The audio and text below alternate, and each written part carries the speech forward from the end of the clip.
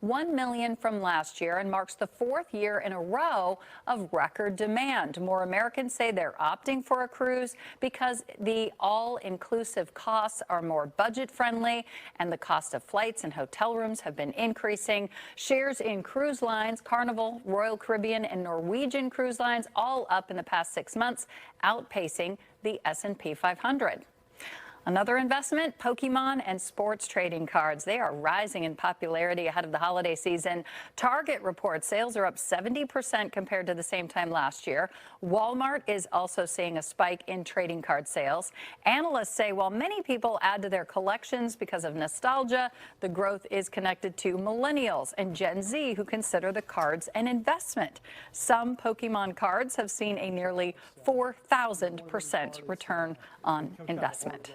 I'm Pam Cook. That's a look at your dollars and cents. Wow. All right, Pam, thank you. 8:27 now. The town is back, but with a fresh twist. Golden State is bringing Oakland pride back front and center in a sleek New Jersey. Those new uniforms are here in our KTVU studios this morning, and you will see them for the first time coming up.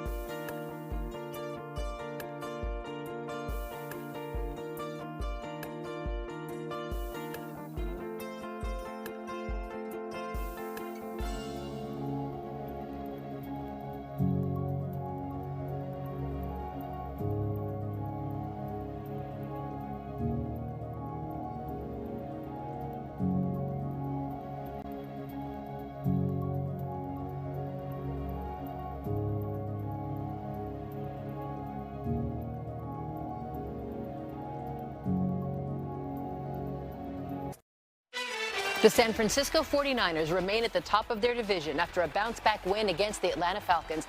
Highlights from Christian McCaffrey's big day and reaction on the win from inside the locker room. Then a former All-Pro NFL running back dies under Bay Area police custody. The latest on Doug Martin and the mysterious circumstances surrounding his death. This is KTVU Fox 2 News at Noon. Good afternoon. I'm Garcia Michaelian. Teams of former NFL running back Doug Martin are offering tributes after his death. Sources tell KTVU he died after a medical emergency while in custody of the Oakland Police Department. KTVU's James Torres has this morning's developments. Solemn words written by the Tampa Bay Buccaneers, Las Vegas Raiders, and Boise State University, all former teams of running back Doug Martin.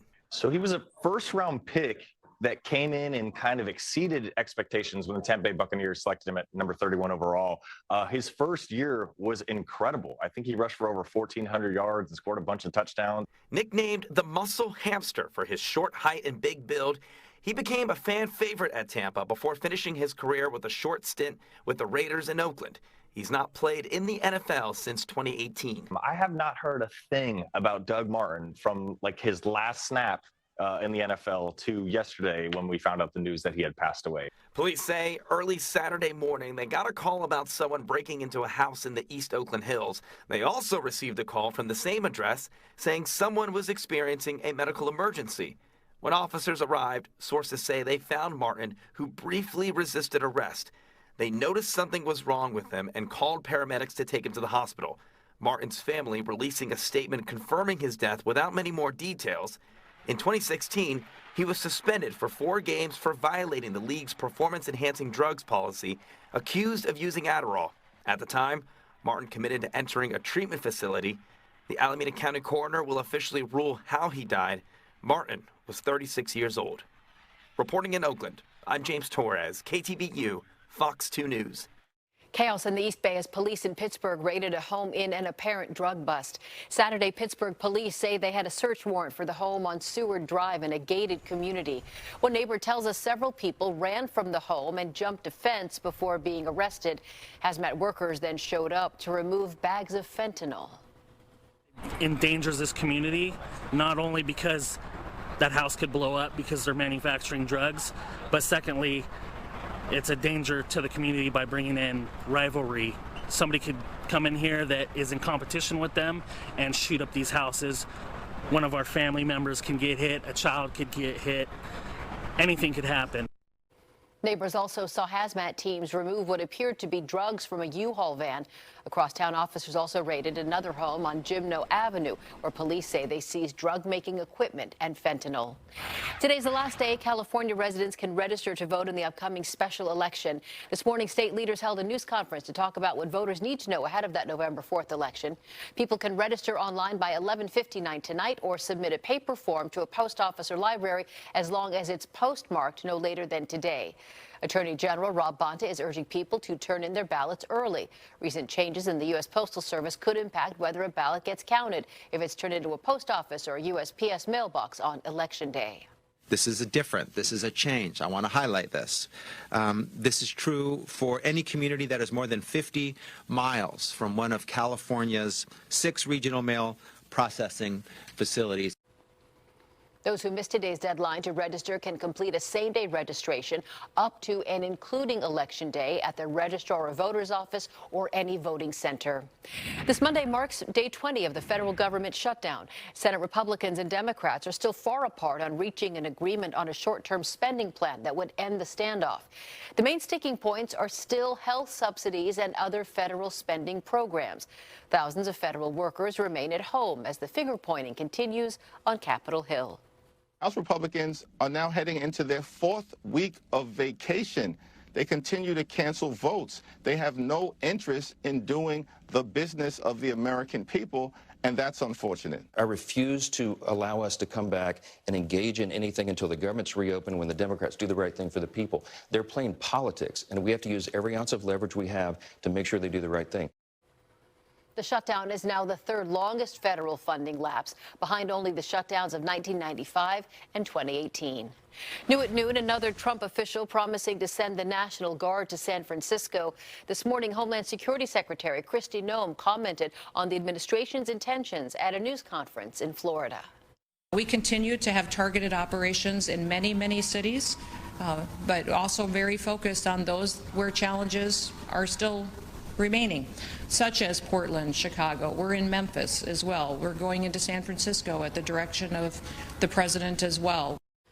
Sunday, the president spoke about sending federal troops to San Francisco during a weekend interview on Fox News after he defended his decision to deploy the National Guard to Chicago.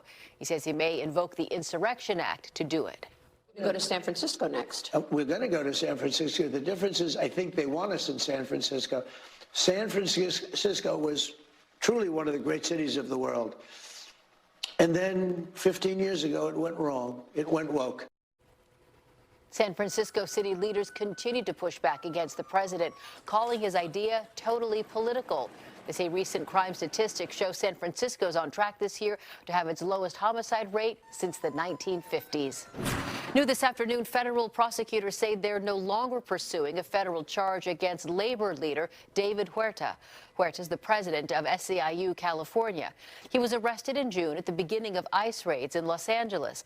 According to Politico, Huerta was previously charged with a felony for conspiracy to impede an officer while protesting the raids.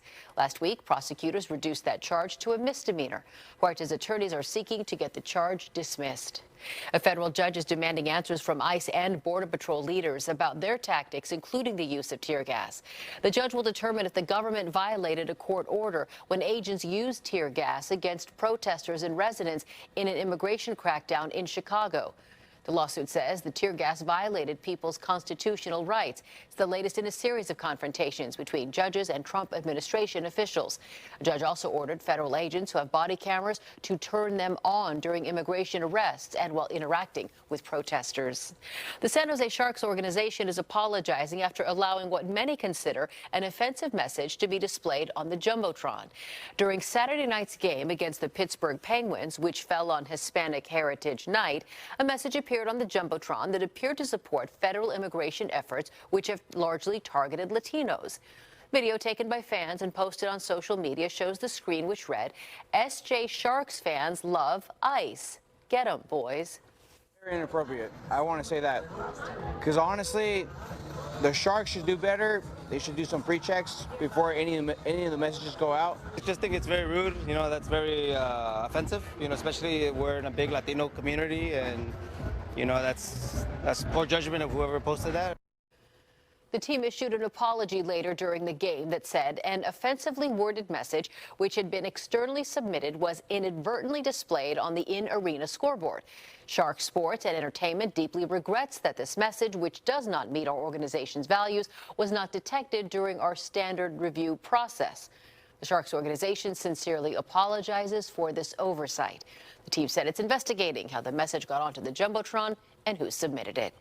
The 49ers are celebrating their big win on Sunday Night Football. They beat the Atlanta Falcons 20-10 before a national TV audience.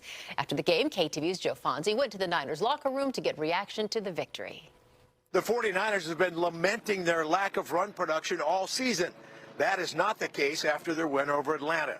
They ran for 174 yards in all, 129 by Christian McCaffrey, who also ran for 2 touchdowns and caught 7 passes for another 72 yards. A lot of credit to the guys up front. You know, tight ends, receivers blocking, everybody blocking, open up some big lanes in the run game, and defense did a hell of a job keeping us in the game at some tough times. So big team win, man, character win. Proud of our guys. He's huge. I mean, he's the most consistent player I've been around. I mean, he just allows you to stay on track. He gets every yard in the run game and more. And what he does in the pass game, just it's rare you're going to throw the ball to him and not get a completion.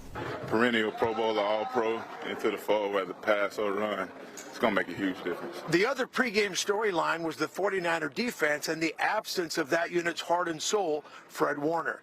Atlanta running back Bijan Robinson was held to just 40 yards rushing after going for 170 last week. And it was Chase Lucas who made a key play on a 4th and 1 in the 4th quarter that set up the 49ers' final closing drive. I just believed in it, man. Honestly, I think the biggest thing as a DB, you just got to trust your eyes, man, and trust your training. So when I knew it was coming, man, I told me and Demo been drawing up plays where we was going to jump throughout the week. So I'm just glad that I got the look that I wanted and made the play when I could. Give credit all to Chase Lucas. You know, he dialed it up. He went and played great coverage, you know, and got the PBU. Should have been a pick 6, but, you know, we won the game, so I'm proud of him. We got ball players all over this defense, you know. I feel like y'all starting to see now with some of our prime players out, you know, you're going to see a lot of younger guys who've been ball players, you know, but they may have been overshadowed by Bosa, Fred, you know, our premier defenders. But we got ballers on this organization. It was another week in the NFL that proves teams may be missing key players, but that doesn't necessarily determine the final outcome. The 49ers remain atop the NFC West at 5-2. In Santa Clara, Joe Fonzie, KTVU Fox 2. The plan to build more housing in San Francisco is getting close to approval. The concerns from renters and what city leaders are doing to help make sure they don't get pushed out by new development.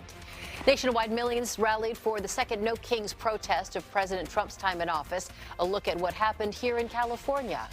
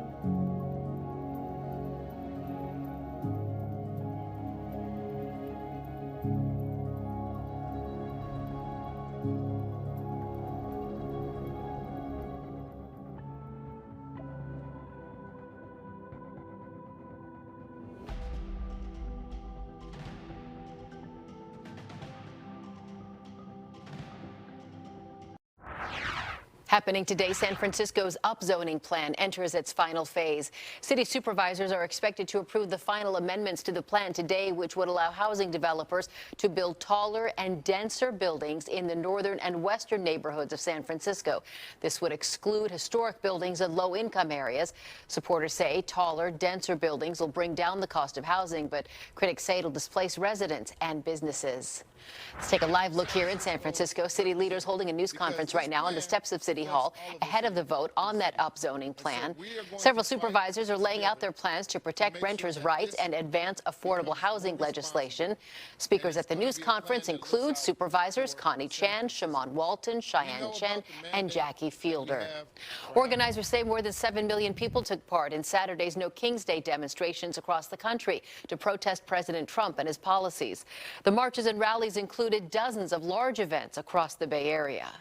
Hey, hey! Ho, ho! Donald Trump has got to go! Thousands of people filled the streets of downtown San Francisco on Saturday for what was believed to be one of the city's largest single-day demonstrations ever. The crowd marched on Market Street from the Ferry Building to City Hall. Many demonstrators said the big turnout reminded them of peace marches in the city during the 60s. Walked with 500,000 people for Vietnam in Golden Gate Park in 1969, and it made a difference. So people have to believe in that. The protesters say they came out to show their outrage over presidential policies ranging from the current immigration enforcement crackdown to cuts in health care. One of the most visual of the Bay Area protests was out at Ocean Beach. That's where more than 1,000 people formed a human banner that read "No Kings" and "Yes on 50." The California proposition that would allow redistricting in favor of Democrats. There were large No Kings protests in Oakland as well. Organizers there say that more than 10,000 people marched from Wilmachan Park through downtown Oakland to Lake Merritt. The demonstrators at this march and rally included Oakland's mayor and an East Bay congresswoman. I want to be clear that we are, in fact, living in the midnight of our democracy. Presidents are elected, not anointed. But Donald Trump wants to be a king. There were similar, smaller No Kings marches and rallies in cities across the Bay Saturday. Police say the huge crowds were peaceful here in the Bay Area and nationwide. Labubus, those dolls that have gone viral in recent months, have a new home now in San Francisco's Union Square. Pop Mart held the grand opening for its new store in the old Skechers location on Powell. The line was around the block. Collectors and fans say it felt like the Black Friday of yesteryear as they lined up early, seeking rare editions of the doll. The store had a soft opening last month. The Labubus, though, were reserved for the grand opening. They're so popular, and a lot of people think that they're creepy, but they're not too creepy. I think it's really important to revitalize San Francisco. Maybe this is one of those things that will help. A block away, there's a new Nintendo store. The city points to this and other recent openings as part of a resurgence of Union Square following the departure of major retailers. Let's get back now to our Bay Area weather. A fantastic weekend, nice and warm. A little bit more of this warmth still left, right, Steve? A little bit. How much do you want, Gussie? Another day or two? I mean, I'll take 3 more months, but I don't think that's going to happen. 2 more days for sure. Okay. Then after that, I think we'll see a change. It's that offshore breeze. You know, we know all about it in October. If you're visiting, this is not unusual. We get that wind. This is sometimes the best weather along the coast and in San Francisco. And what happens when you get that little bit of a breeze or even wind up in the hills? It can be darn warm on that San Mateo coast. Pacific is 76, Half Moon Bay 76. Heck, that's warmer almost everybody else except Atherton and Menlo Park, but a lot of 70. San Carlos is rocketed up to 77. Other temperatures are running well warmer than yesterday at this time. Look at Half Moon Bay, plus 16. SFO's plus 12, plus 7. San Carlos, Oakland, Hayward, plus 6. Napa Airport, plus 6. So we are running a little warmer than yesterday when we got to the upper 70s and 80s. Look at that monster fog. Look at it. It transforms into a couple little images there. It looks like there's your monster right there. Then it becomes a chickadee. Then it becomes, I believe, almost looks like a shark or something. So that's where the fog is down there, down in Monterey. It'll probably make more of an appearance tomorrow, I think, than today. It's not any factor today unless you're down in Monterey. 67 up in the Oakland Hills. Northeast 12 gusting to 21. It was up to 29 earlier. So thankfully those wind speeds have come down. But Concord has a little northeast to 20 miles an hour. So winds are kind of variable. It's mainly in the higher elevations, north, northeast. southeast in the city, in the Oakland Hills, out to the Delta, up in the Oakland, Berkeley Hills, Napa, Sonoma County Hills, Marin County Hills. It's all a slight easterly breeze. So with that dry breeze, been some pretty good gusts, especially around East Bay Hills, up to about 30, 35 miles per hour. So that's why we have 70s for some and only 60s for a few. It's that time of year when it can be warmer on the coast than in Brentwood or Santa Rosa, and that's kind of what we're seeing today. All severe clear is what we say. All looks good. So breezy and warm, lots of sunshine. That low, though, west-southwest of L.A., will play into our weather. You can see the spin there, but not until Wednesday when we'll for sure get a cool down. It'll probably stay too far south to get any rain out of it, but we'll mention maybe a few scattered showers. I'll say Santa Cruz Mountain, San Jose south, but I think it's going to stay more towards Monterey south.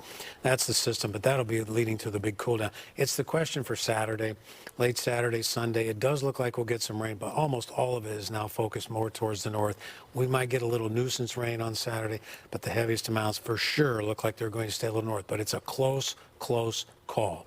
So we'll deal with it as we get towards Wednesday and Thursday. You can call me the breeze today. The coast is clear, warm, severe clear locally, breezy to windy in the hills, 70s to low 80s on those temps. Well, I'll tell you, look at that across the board here. Everyone's pretty close. Enjoy today and tomorrow. Much cooler on Wednesday, Gassia. Steve, thank you. The Golden State Warriors unveiled their new City Edition jerseys right here on KTVU this morning. How the team is honoring its old home with these new threads.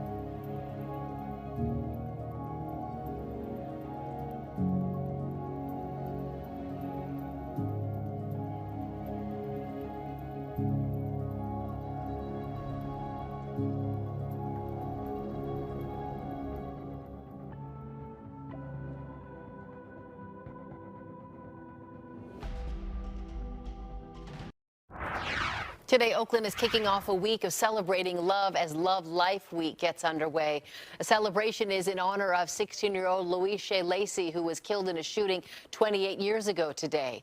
Loisha in Nigerian is Igbo. It means love life. The city adopted it as its official motto in 2016.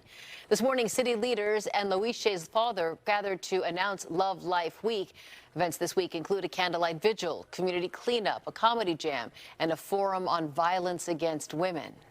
Her legacy will live on forever long after I'm gone, and we've served tens of thousands of young people. And I like to say, while I lost one, by the grace of the good Lord, I've gained thousands. Come on. Thousands. And our black youth are the solution, not the problem. The Love Life Foundation works with the city to put on this week-long event. The foundation has served tens of thousands of at-risk youth and families in the Bay Area for nearly 30 years now.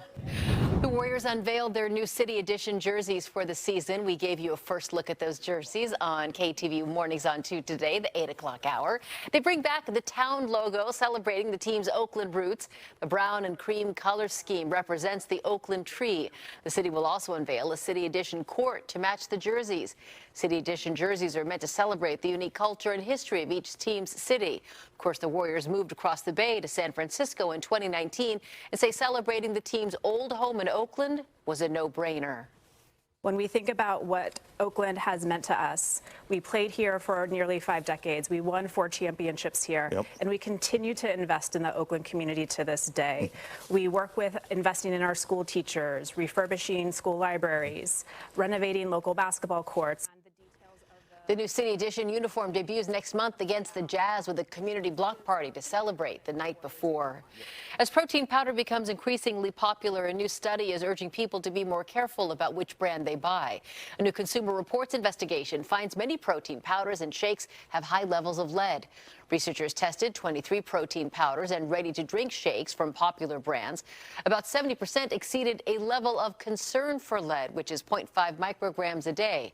The study also found plant-based protein powders often had the highest lead levels.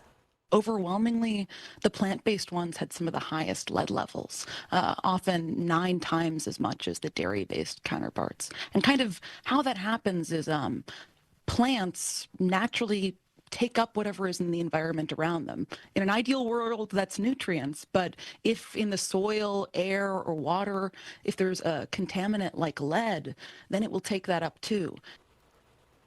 The consumer watchdog says people shouldn't take the supplements every day, but having them a few times a week is considered okay.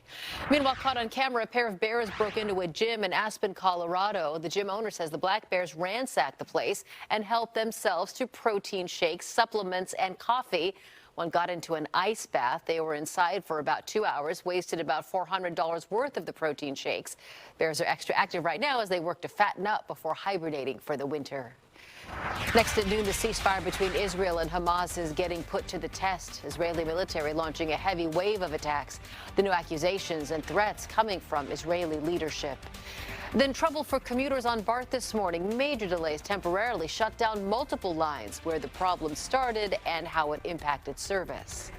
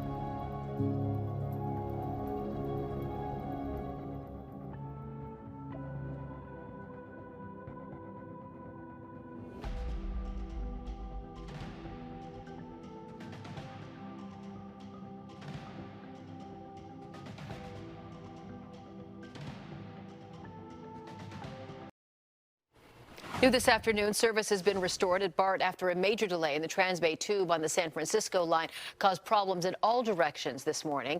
KTVU's Devin Truby has more on what happened and the impact to the morning commute. BART classifies a major delay as impacting your commute by more than 30 minutes, and that is experienced system-wide while there's no red or green line service.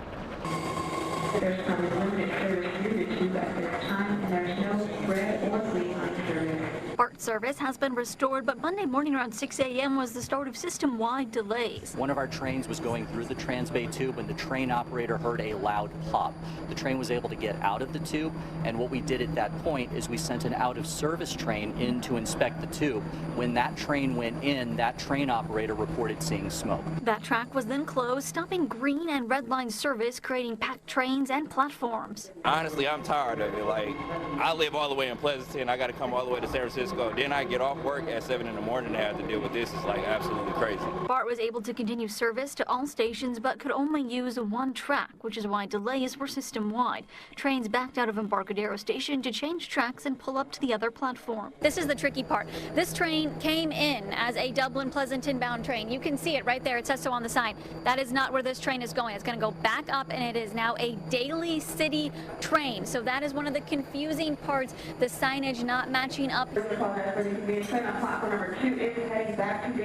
of been riding BART like all my life, so kind of used to like unforeseen things happening. BART admits the reality is they have had several service interruptions in the last few months at a time when ridership is increasing, up 10% in September. They say they need to get to the bottom of it to get back to reliable service. I like the transportation services in the Bay Area. When I hear of other cities and the transportation, it's not all that great, but here it's fine. It just happens. It's not every day. It's not all the time. Reporting in San Francisco, Devin Truby, KTVU, Fox 2 News. Bay Area leaders are touting the passage of a new state law aimed at protecting workers against wage theft by their employers. The law's author, State Senator Dr. Aisha Wahab, along with other elected officials and labor leaders, gathered this morning in San Jose.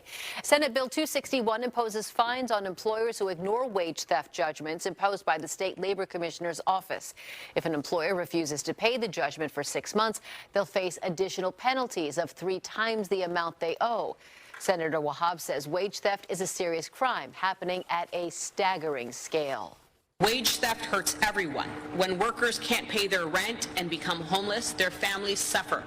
The community and the society that we live in suffers. Bad employers who break the law are overburdening the safety net that we have created, leaving taxpayers to foot the bill. They need to face real consequences. Senator Wahab says nationwide employers are stealing an estimated $15 billion from workers in minimum wage violations every year. Happening today, the Vallejo City Unified School District is hosting a town hall about the district's school closure and consolidation process. Board members are set to make closure or consolidation and staff reduction decisions by December. Changes would take effect in the 2026-27 school year. The district says a budget shortfall is forcing the move. Families and community members are encouraged to attend and ask questions and share feedback directly with district leadership. Santa Rosa City Schools are turning to pay cuts for top administrators in an effort to avoid a state takeover. The Press Democrat reports the superintendent and other managers will take pay cuts of about $16,000 this year, with more reductions expected next year. The cuts are part of a plan to pull the district out of financial crisis and prevent it from running out of cash. The board has already approved nearly 150 layoffs. Officials say there could be more if savings aren't found by February. 4 campuses closed last year with more potential cuts on the table. Leaders at one North Bay school district warning the Trump administration's immigration crackdown could cost nearly $2 million in funding. The district says some immigrant families are moving away due to concerns that loved ones could get caught in federal sweeps. The Marin Independent Journal reports the Nevada Unified's chief financial officer told the Board of Trustees the district predicts it could lose as many as 150 students. Each student signifies a $12,000 loss in funding. The longest-running Armenian food festival in the Bay Area marked its 80th anniversary over the weekend. People came out to St. John Armenian Church in San Francisco for the event. Organizers say all the recipes for the food come from generations of local Armenian American families. Organizers say every year they donate 100% of the event's proceeds to Bay Area charities. One of the groups picked this year focuses on helping veterans. Towards the Plowshares, which is a San Francisco community-based organization helping veterans make the transition from post-military life to civilian life. Last year, the festival raised $12,000 for each of the 3 groups it was supporting. A new federal study published today finds the number of food allergy cases among children in the U.S. has dropped dramatically. Researchers found recent health guidelines that encourage parents to include peanuts in their babies' diets have helped. The recommendation came after research found feeding peanuts to infants can cut their chance of developing an allergy by more than 80%. If we actually introduce that allergen to children by mouth, having them eat it, before they're introduced to it via their skin, we can reduce the risk that child's going to go on to develop the food allergy itself. The same study found that eggs have now surpassed peanuts as the #1 food allergen in young children. Israeli officials say they struck dozens of Hamas targets in response to attacks on its troops in southern Gaza. This comes as members of the Trump administration head to Israel to discuss phase 2 of the ceasefire. Fox's Trey Yingst has more from Tel Aviv. The Israeli military is reaffirming the ceasefire in Gaza after launching a wave of airstrikes on Sunday. The IDF says the strikes were in retaliation for an attack that killed 2 of its soldiers operating in Rafah. Hamas says it has no communication with fighters in that area and accused Israel of violating the agreement. Terrorists fired an anti-tank missile and gunfire towards our troops operating in the area of Rafah. The IDF began striking in the area to eliminate the threat. The attacks marked the most serious escalation since the U.S. brokered ceasefire took effect, though President Trump says the deal still stands. We want to make sure that it's going to be very peaceful with Hamas. We think maybe the leadership isn't involved in that, some rebels within. Special Envoy Steve Witkoff, along with the president's son-in-law, Jared Kushner, returned to Israel Monday to advance phase 2 of the president's peace plan. But the next stage of the deal will likely prove more difficult to implement, the disarming of Hamas and the creation of a new governing authority in the Gaza Strip. Troops from Turkey, Indonesia, other countries, they will get organized, go in, and then begin to train a pro-Palestinian force to govern Gaza. It's going to be tense moments until that happens. Israel has also demanded Hamas return the bodies of all deceased hostages before moving on to phase 2. And officials say the crossing between Gaza and Egypt will stay closed until that happens. Under the new proposal, Israel would have the option to resume fighting after a 60-day pause or extend the ceasefire. In Tel Aviv, Trey Yingst, KTVU, Fox 2 News. California energy regulators say the state hasn't issued a single flex alert since 2022, marking a quiet shift after years of rolling blackouts in the summer. The California Independent System Operator issues flex alerts when energy use pushes the grid to its limit. Between 2020 and 2022, Cal ISO issued nearly 30 flex alerts. Since 2022, the state hasn't issued any. Energy regulators say the state fixed the issue by increasing statewide battery storage by more than 3,000% since 2020. We're in that rare no AC, no heat pattern right now when it comes to our weather. Steve Paulson, I'm guessing, will probably be turning on the heater eventually. Probably end of the week. I'm guilty. I took the cover off the AC yesterday late. Okay. Late. Yeah. Just for about 20 minutes. That's it. Yeah. Cool it down. I mean, it was 80 degrees. It's about the same today as on the highs. We get that offshore breeze. It's not a roaring wind. If you're in the hills, it's a little stronger, but there it is, and that translates into nice temps on the coast. No doubt about it here, especially on the San Mateo coast. 76 Pacific. One observation, Half Moon Bay is 78 warm degrees. So is San Mateo, which is warmer than Menlo Park, Atherton, Stanford, even Los Altos Hills and Woodside at 75. So there's some warm temps here when you get that offshore breeze. Where's the fog? Oh, it's making all sorts of animal images. Look at that. What's that crazy? It's a shark. It's a monster. Look at that. Look at that. Anyway, it'll be back tomorrow, I think, a little bit more than today. Concord, a little northeast to 20. How about that? Fairfield shut it down. They did have an east wind. Oakland's been east. Now they're west. It's all over the place, but majority are easterly or northeast. Strongest gusts have been in the East Bay Hills, around what we call Oakland North, and also out around Black Hawk. Been some pretty good gusts out there. Dry, breezy hill in the hills, but really that's about it. When you get temperatures that are this close, I mean, Sonoma 73, Half Moon Bay 73, San Jose 73, Oakland 73, SFO's in there, and the city 72. It's that time of year, and that's what we get this time of year. But we have clear skies.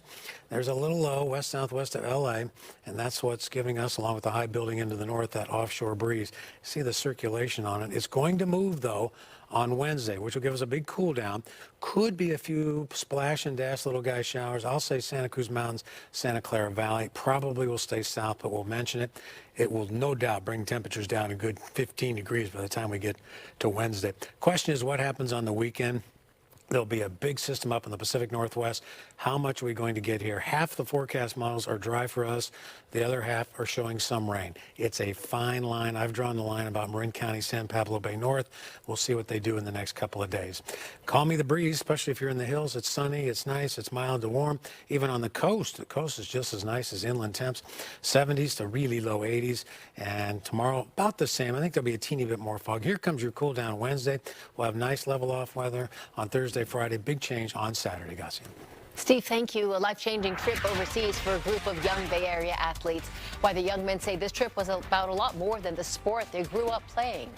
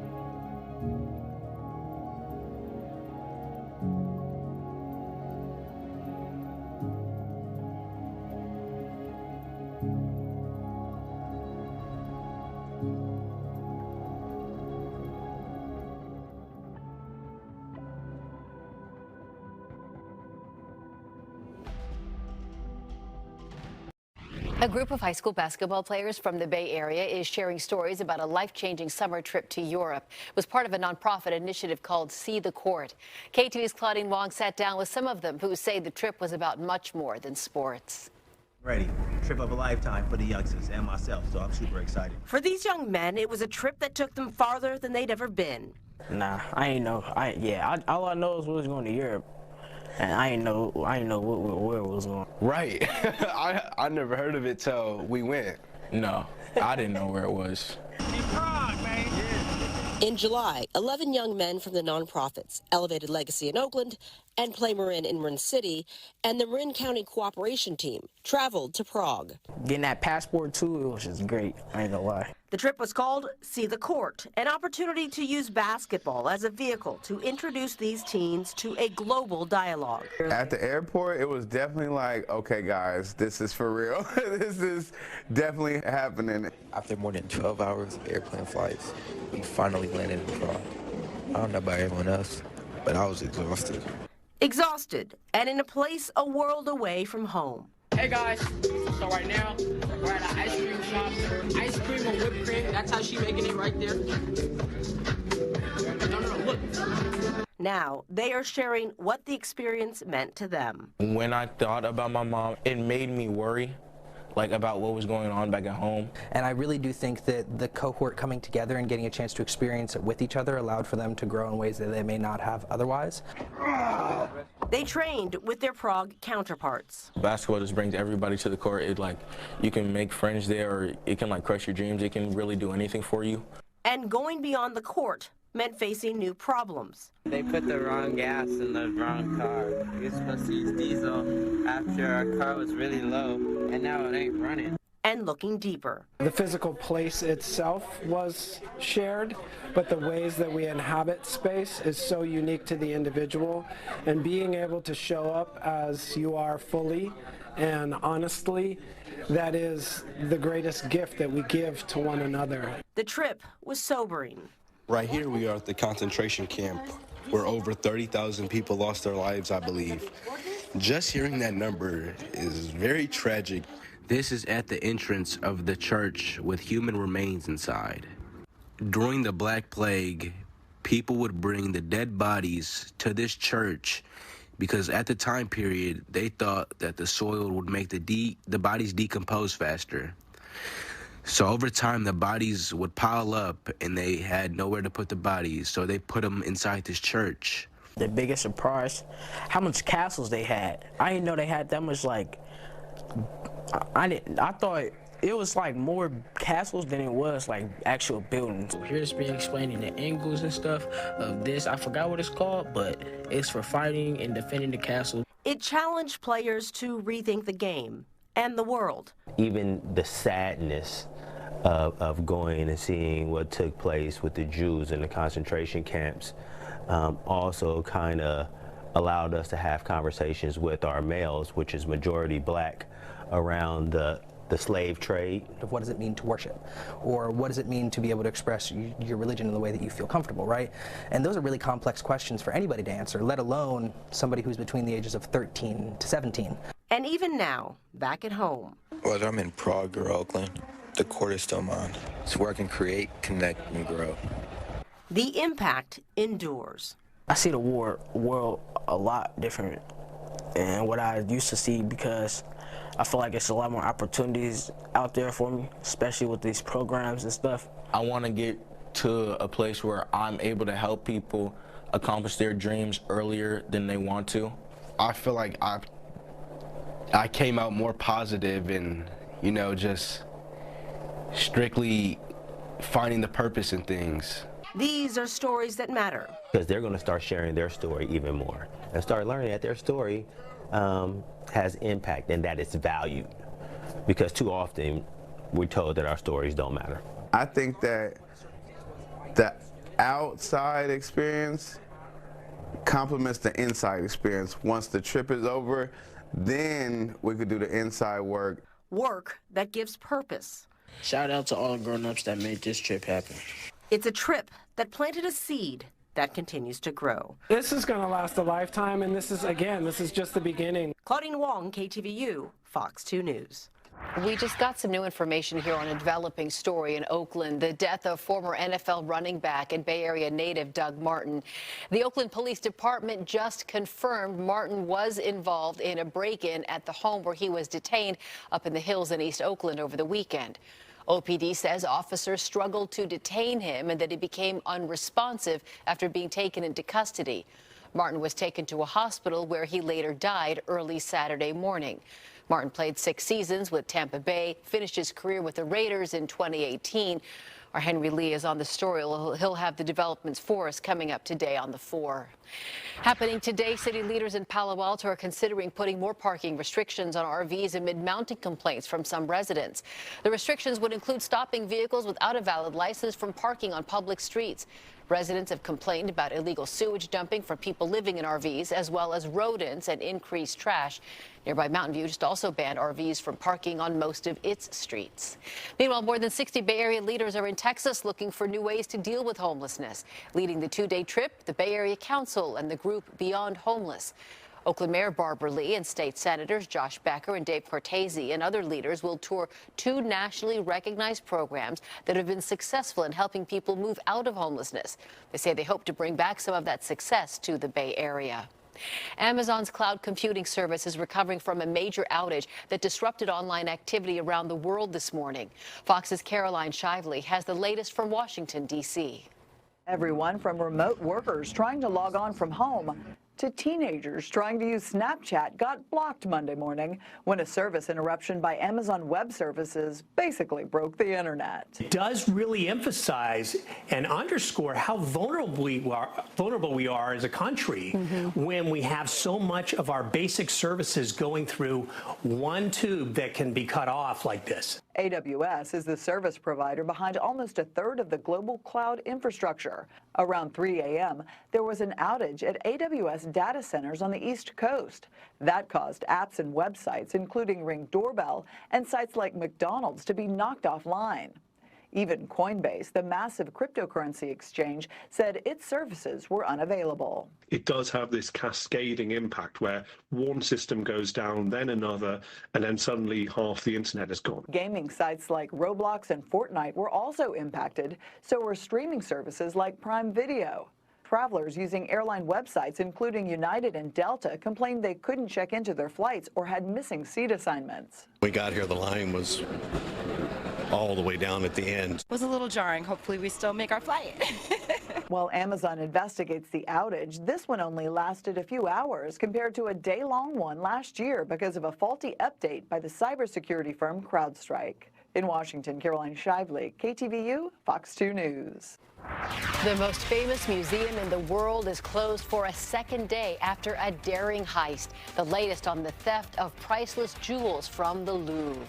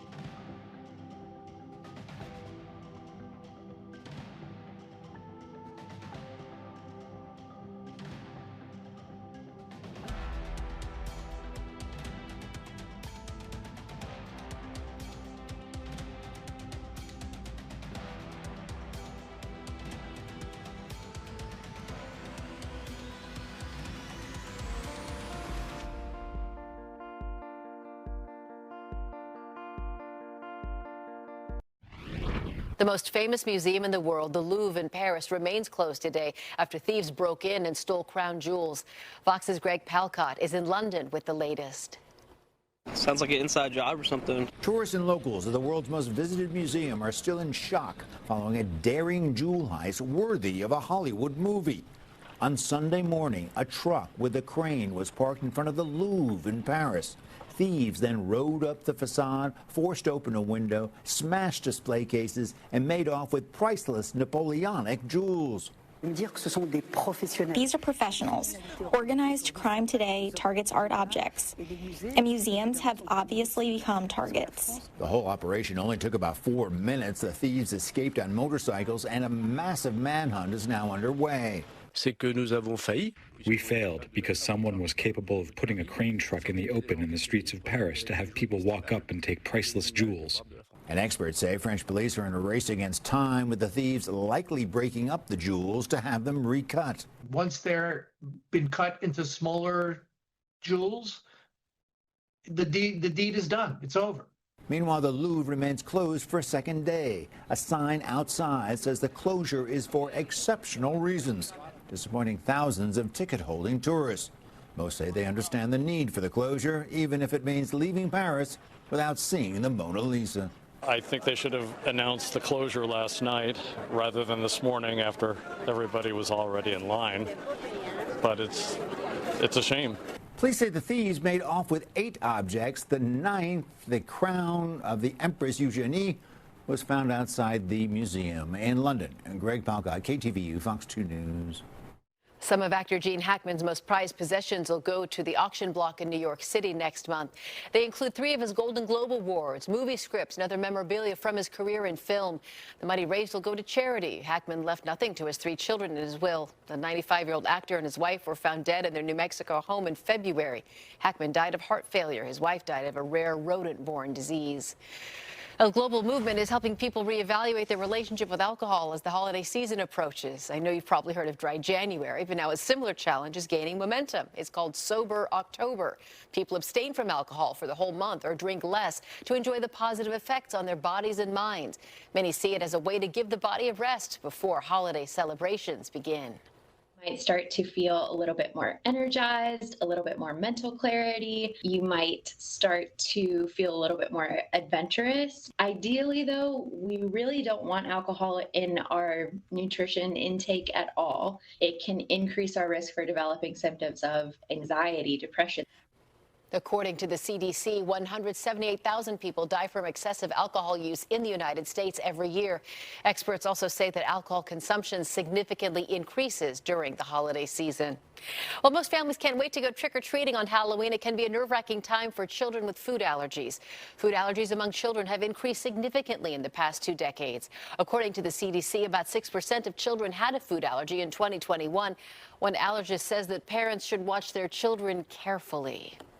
Know the signs and symptoms of an immediate type of food allergy. So most food allergic reactions, especially immediate ones, develop within minutes to within an hour or 2. And we're looking for hives, which look like bug bites or mosquito bites, swelling, breathing issues like coughing and shortness of breath, and then stomach issues such as vomiting.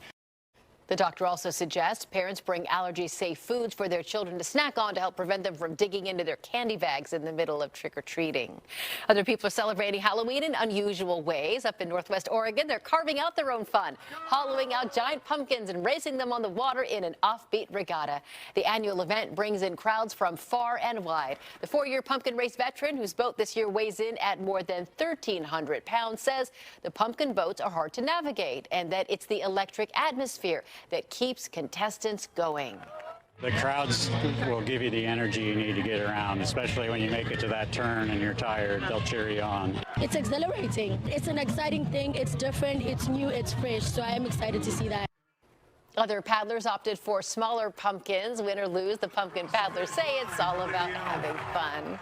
Treasure Island was awash in sweet treats this weekend. A cake picnic set up at Cityside Park. The event started in San Francisco, has expanded with pop-ups all across the country. Attendees each brought their own 8-inch cake to contribute. Tickets sold out in seconds when they went on sale last month. We waited in line, put our cakes down, waited in the picnic area, and then started getting called up. And it was just chaos of cake flying everywhere. I got icing all over my arms, trying to get different slices of cake, but everybody was having a really good time and being really friendly about it.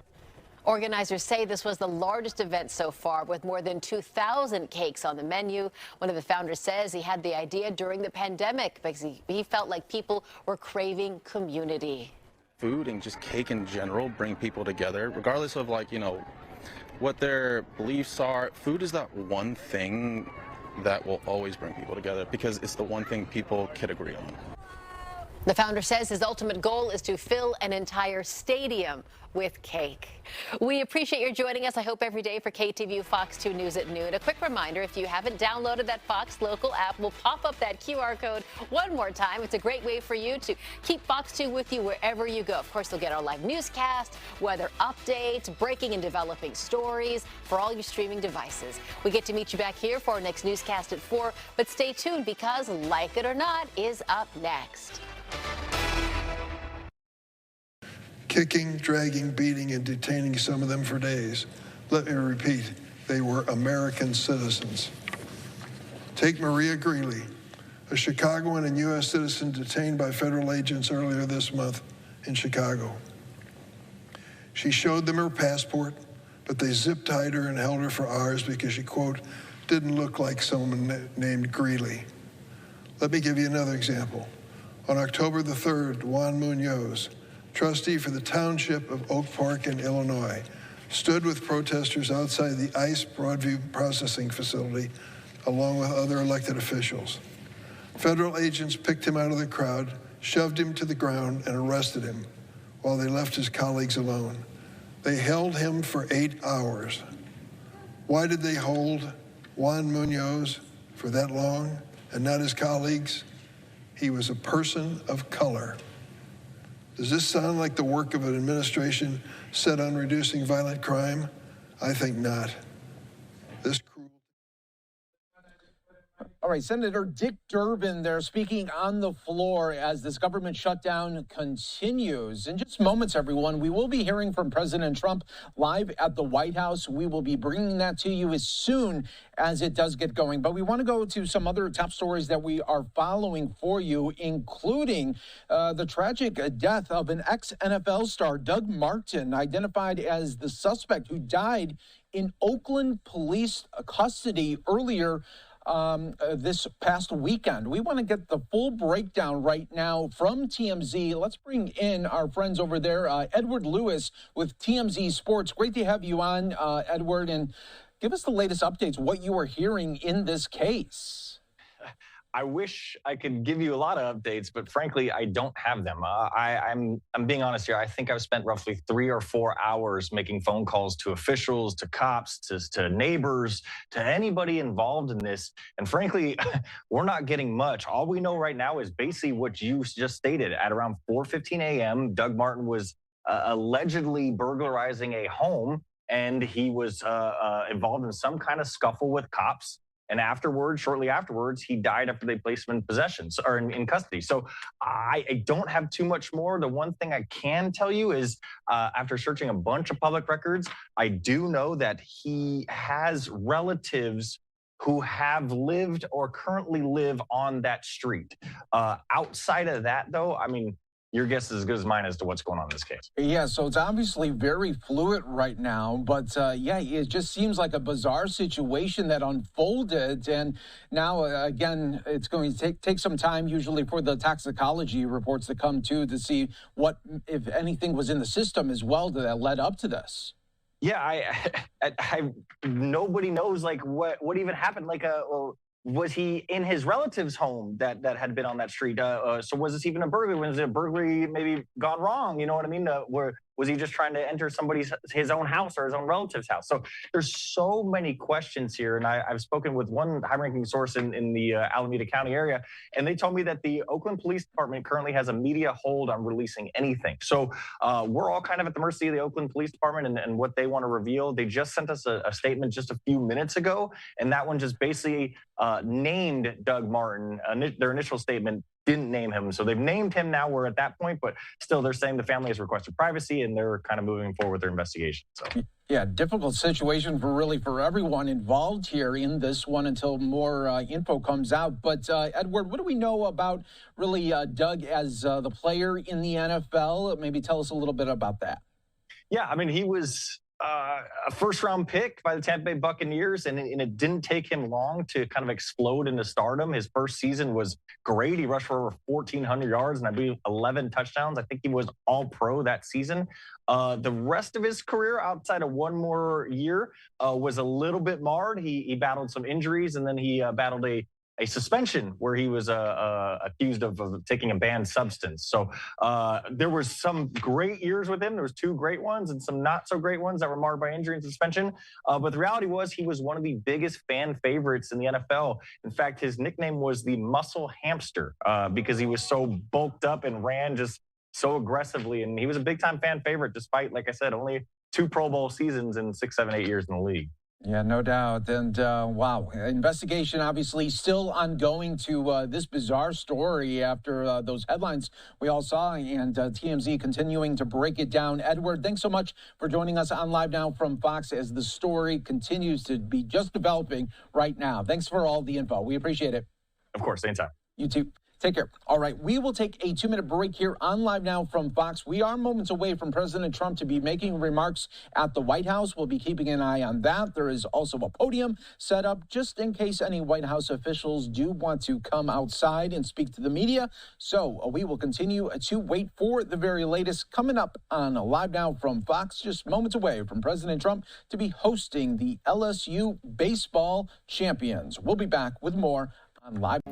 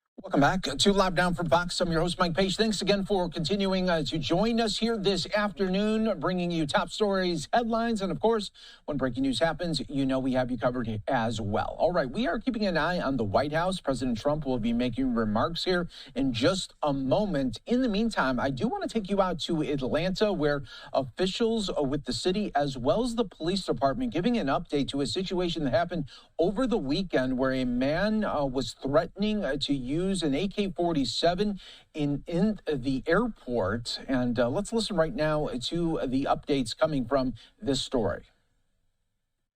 I'm here along with my colleagues to talk about an incident that could have been tragic but was averted.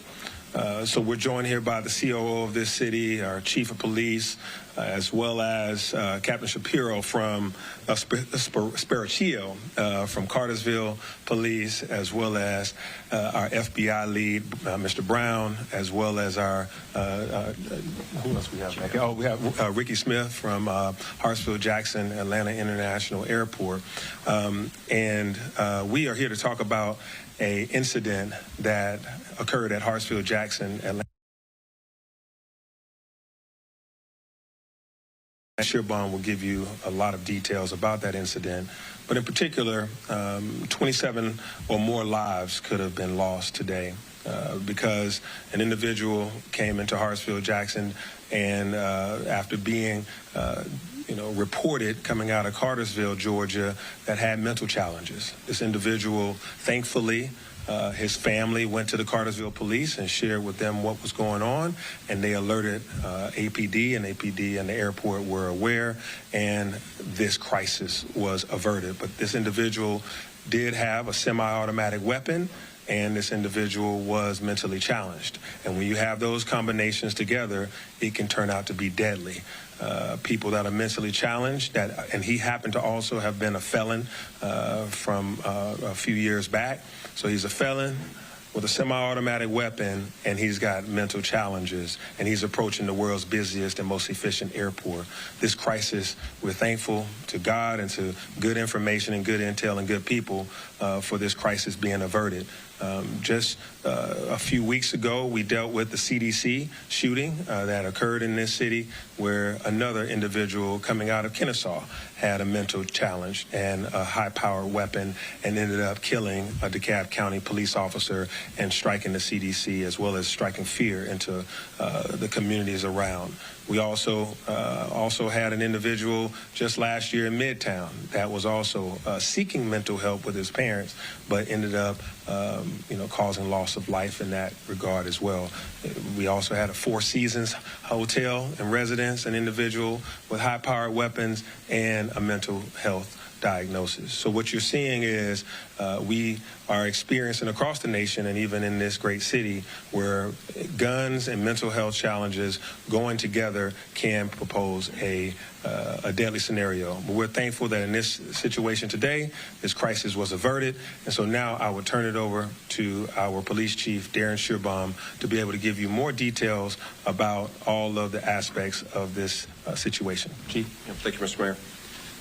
Good afternoon, everyone. Appreciate you all being here. As the mayor stated, we are here today to announce an arrest of an individual that posed a threat to our airport, but also to note that because of the community, in the case of the family, as well as the joint collaboration of law enforcement, that a tragedy was indeed averted. The Atlanta airport, the busiest in the world, most efficient, remains safe. Each and every day we have a range of resources in place to keep the airport safe, including our special response team and the many officers that are assigned there. That team trains regularly for scenarios just like today. And I want to thank the men and women of the airport for their response. We have taken in custody and have under arrest a Billy Cagle, age 49, resident of Cartersville, Georgia. At approximately 9:40 this morning, the Atlanta Police Department was alerted by the Cartersville Police Department of a potential threat at the airport. Cartersville Police Department was alerted by the family of Mr. Cagle that he was streaming on social media, that he was headed to the airport, in their words, to shoot it up. And the family stated that he was in possession of an assault rifle. What we didn't know is that Mr. Cagle had already arrived at the airport. In fact, we know that he arrived at 9:29 going to the South Terminal, and that he entered the airport shortly thereafter at 9:31. At that time, we do not believe he was armed. He entered the South Domestic Terminal, and from video we will show you he seemed to be very interested in the TSA check-in area, which you can see was heavily crowded with travelers. At approximately 9:54, officers of this department, armed with a photograph of Mr. Cagle and being provided up-to-date information from their sergeant as she spoke to the Cartersville Police Department and a family member, was